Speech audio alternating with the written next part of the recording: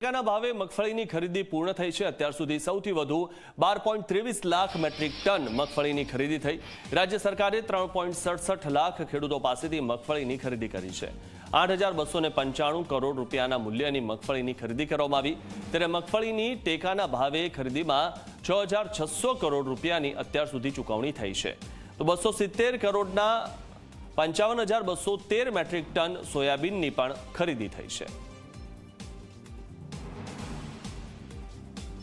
આ વર્ષે રાજ્યમાં 3.67 લાખથી વધુ ખેડૂતો પાસેથી મગફળીની 8,295 કરોડથી વધુના મૂલ્યની અત્યાર સુધી સૌથી વધુ 12,23,000 મેટ્રિક ટન ખરીદી કરવામાં આવી છે।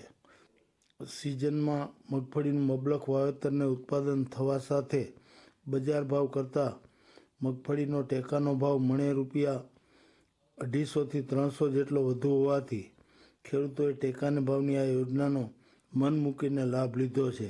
એકંદરે 3.67 લાખ ખેડૂતોને કુલ રૂપિયા 1,530 કરોડનો સીધો આર્થિક ફાયદો થયો છે।